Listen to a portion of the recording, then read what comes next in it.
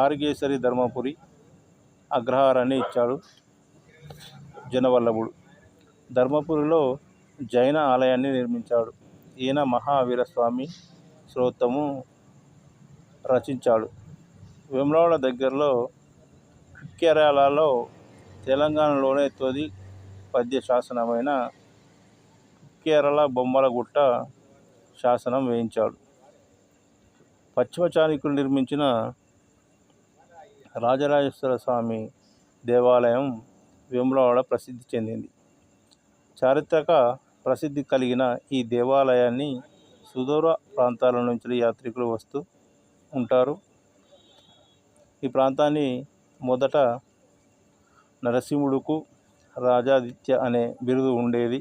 ఆ బిరుదు పేరట కానీ లేదా అతను కట్టించడం వల్ల కానీ ఈ దేవాలయానికి ఈ పేరు వచ్చిందని అందరూ భావిస్తున్నారు. రాజాదిత్య మొదటి వినయాదిత్య యుద్ధమల్లును మనవడు.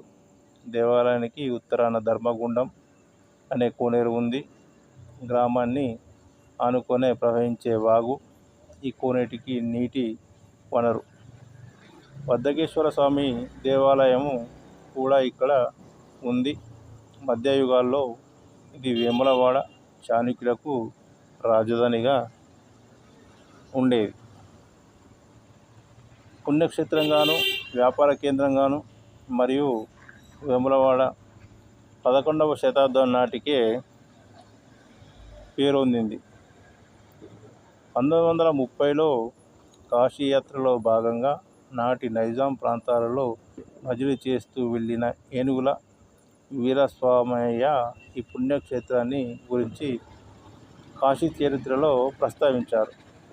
తన యాత్ర మార్గంలోని మజిలీలో ఇక్కడికి సమీపమైన మజిలీ జగనపల్లి డిచ్పల్లి సమీపంలోని గ్రామం గురించి వ్రాస్తూ అక్కడికి 4 మజిలీల దూరంలో వేములవాడ ఉన్నదని రాయడం జరిగింది. ఇది మహా క్షేత్రమని రాజేశ్వర క్షేత్రమని పేర్కొన్నారు అప్పట్లో. ఈ ప్రాంతానికి పుల్ల భయం తీవ్రంగా ఉండేదని, కోడళ్లను పులులు బాధించేవని పేర్కొన్నారు. మరి శివరాత్రి రోజున 3 లక్షలకు పైగా భక్తులు రాజరాజేశ్వర స్వామిని సేవించుకుంటారు. ఈ శివరాత్రి రోజున ప్రత్యేక పూజలు జరుపుతారు. రాత్రి వేళ దీప అలంకరణలతో దేవాలయం దేదీప్యమానంగా వెలుగుతూ ఉంటుంది. భక్తులకు ప్రత్యేక సౌకర్యాలు ఏర్పాటు చేస్తారు. అనేక సాంస్కృతిక కార్యక్రమాలు జరుగుతాయి. విద్యార్థులకు ఉచిత వసతి భోజనం ఏర్పాటు చేస్తారు. ఇంకా ఈ దేవాలయం ఇతర చిన్న ఆలయాలకు దాన ధర్మాలు చేస్తుంది. రాష్ట్రంలో అత్యధిక ఆదాయం గల దేవాలయాల్లో ఇది ఒకటి. దేవస్థాన అభివృద్ధి నిమిత్తం సంవత్సరానికి 8 లక్షల ఖర్చు పెడుతుంది.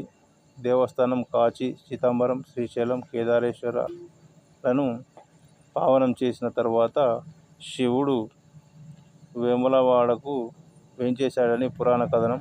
ఇక్కడ కొలువై ఉన్న స్వామి శ్రీ రాజరాజేశ్వర స్వామి అని, రాజన్న అని అంటారు. మూల విరాట్టుడుకు కుడి పక్కన శ్రీ రాజరాజేశ్వర దేవి, ఎడమ పక్కన శ్రీ లక్ష్మి సహిత సిద్ధ వినాయక విగ్రహాలు ఉంటాయి. ధర్మగుండం కోనేటిపై 3 మండపాలు నిర్మించబడ్డాయి.